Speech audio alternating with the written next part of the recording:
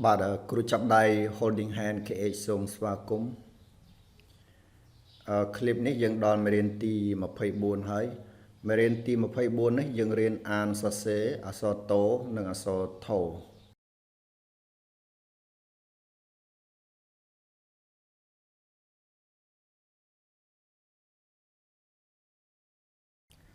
សូមបងប្អូនតាមដានទស្សនាពីដើមរហូតដល់ចប់ដើម្បីទទួលបាននូវខ្លឹមសារមេរៀនពេញលេញសម្រាប់ឲ្យកូនរៀនបំពេន់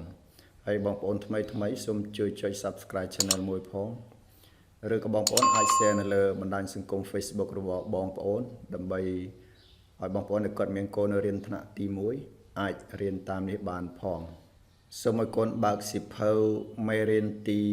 24ត្រង់ទំព័រទី30ហើយដំបូងយើងចូលវគ្គខ្ញុំធ្វើវគ្គនេះយើងអានមេរៀនឲ្យកូនស្ដាប់មួយសារសិនអញ្ចឹងតោះយើងអានមេរៀនឲ្យកូនយើងស្ដាប់ត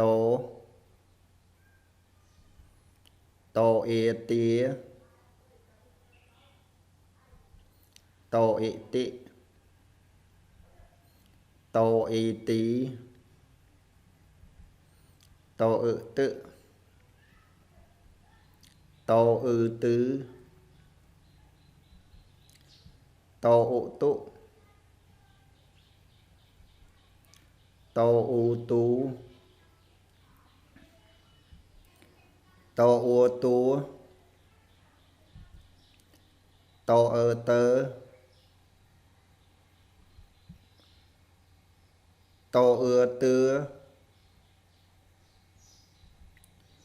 តអេទេ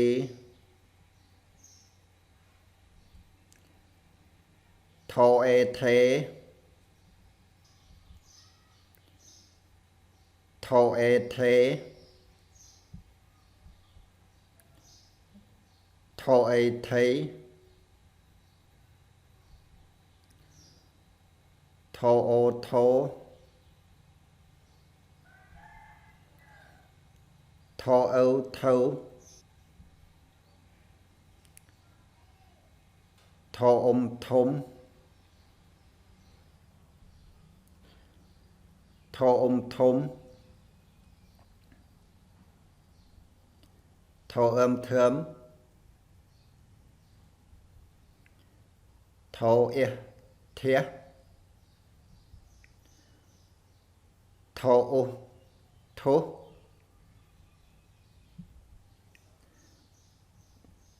ថអ៊ិធិថអ៊ុធัวយើងអានពាក្យមួយព្យាង្គទា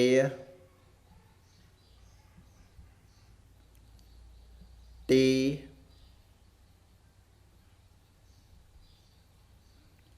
ទូធា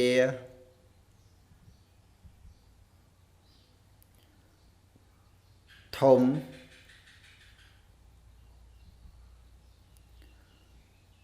ទៅ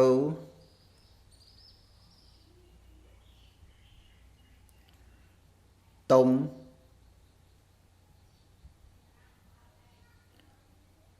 ធូ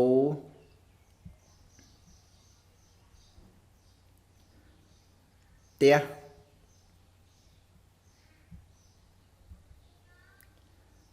តើយើងអានពាក្យពីរព្យាង្គទៀតតទាទីតី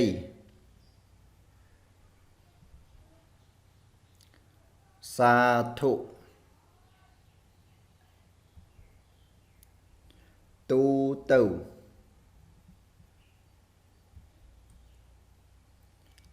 តតេ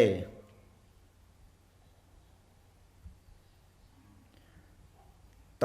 ទូ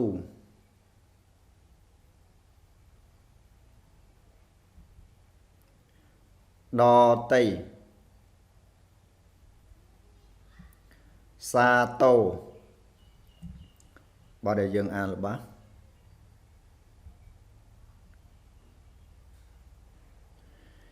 khao sọc thề thu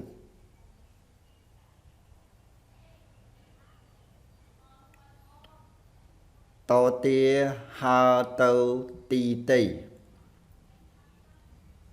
ở dương an bịa tam rục phiếp tu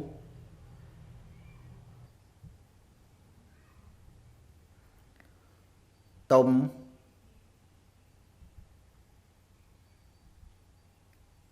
to tia khangក្រោយគេនេះគឺរបស់តាមរូបភាព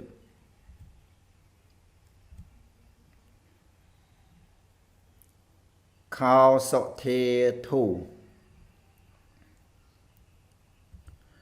បាទវគ្គនេះចូលវគ្គយើងធ្វើ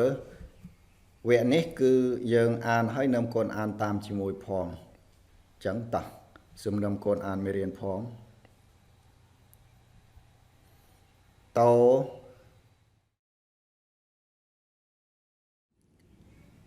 តោអេទា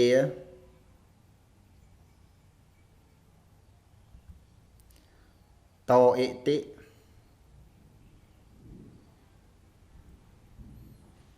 តោអេទីតោអឺទឹតោអឺទឺ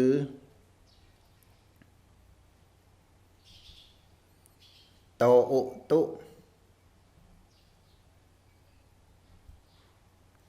តោអ៊ូទូតោអ៊ូតួ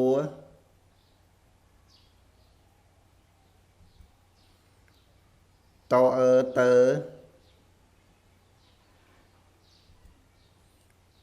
តោអឺទឺ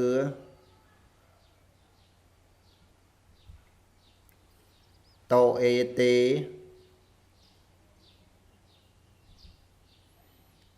ថោអេថេ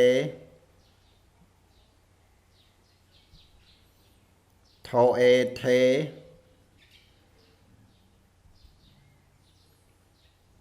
ថោអេថេ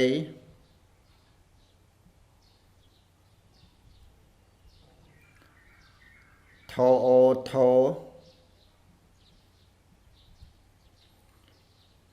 ថោអ៊ូថៅ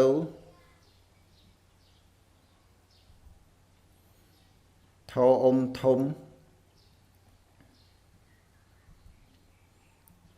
ថោអ៊ុំធំ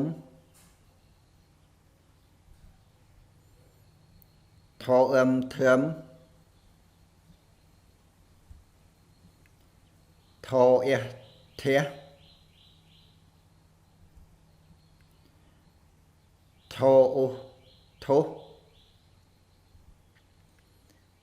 ថោអេធិថោអ៊ុធัว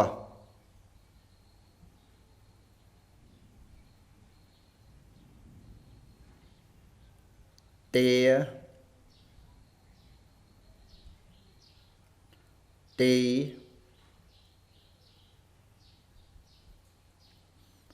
ទូ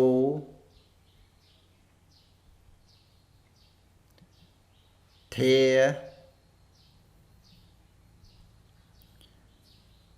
ធំ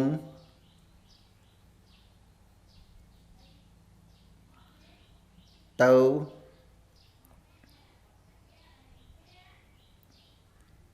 ទុំ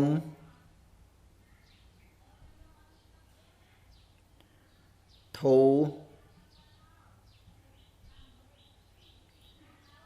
ទះ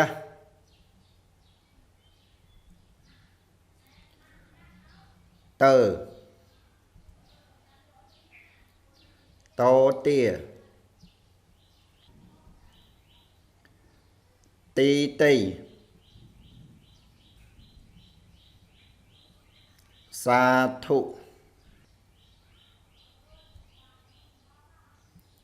ទូទៅ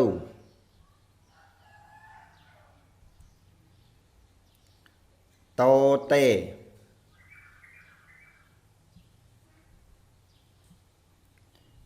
តោទូ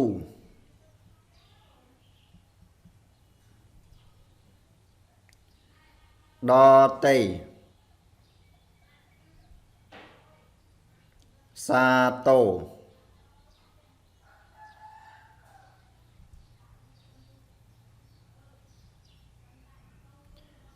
khao sọ thê thủ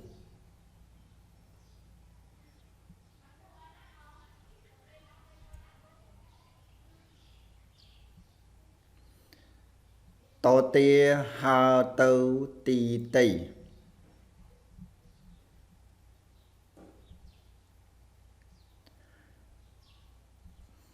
tu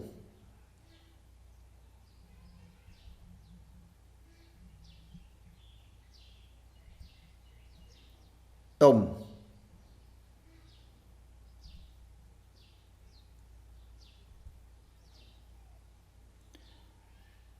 tô tia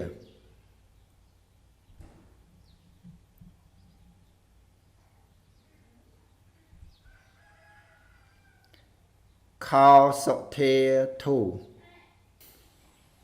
pada vẽ này dân trôi vẽ nẹt phở vẽ này xông tội con an mê được luôn ấy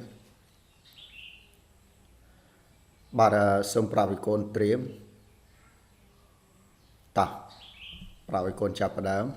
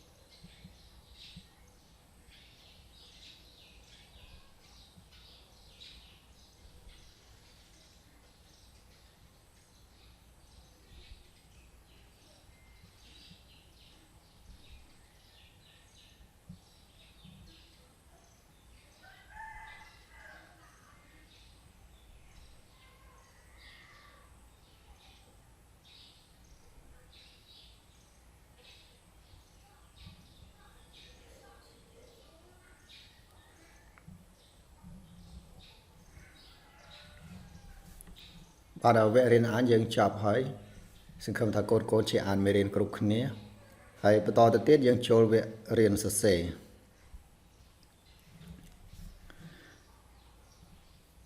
pada sơ mà côn trêm đầy so cả đá chân nôn rồi có xịp phâu nâng khmau đầy ចឹងតោះយើងសង្កេតមើលចលនាសរសេរអក្សរតូទាំងអស់គ្នាយើងមើលចលនាទី1ចលនាទី2ចលនាទី3ចលនាទី4និងចលនាទី5អញ្ចឹងអក្សរតូមាន5ចលនាបានអញ្ចឹងតោះយើងនាំកូនយើងរៀនសរសេរអក្សរតូបាទចលនាទី1យើងគូបន្តិតត្រង់ចុះមកក្រោមបន្តិច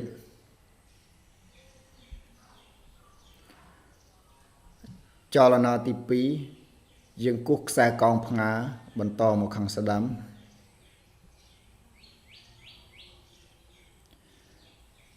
ចលនាទី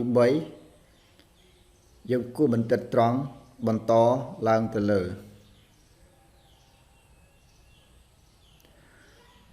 ចលនាទី4យើងគូសខ្សែកោងគួចមកខាងស្ដាំបន្តិចរួចវិតមកខាងឆ្វេងចលនាទី5យើងគូសខ្សែកោងបន្តមកខាងឆ្វេងវិតឡើងលើរួចវិតមកខាងស្ដាំ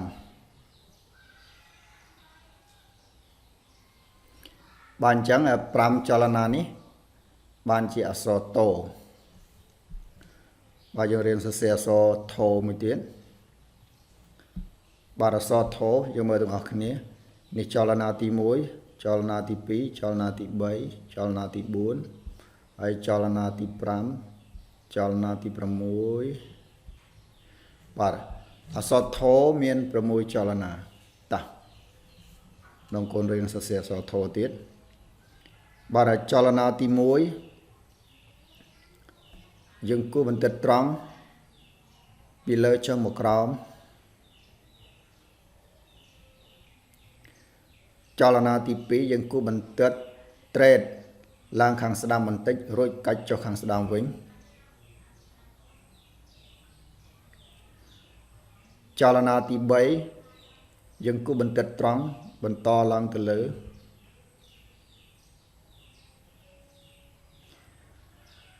ចលនាទី4យើងគូសខ្សែកោងគួចមកខាងឆ្វេងបាទដល់ត្រង់នេះប្រឲ្យកូនដកដីសឬខ្មៅដៃចេញមកហើយមកដាក់នៅកន្លែងចាប់ផ្ដើមចលនាទី1ត្រង់នេះចលនាទី5យើងគូបន្តិតត្រេតឡើងខាងឆ្វេងរួចត្រេតឡើងខាងស្ដាំនិងត្រេតចុះខាងស្ដាំបន្តិចវិញ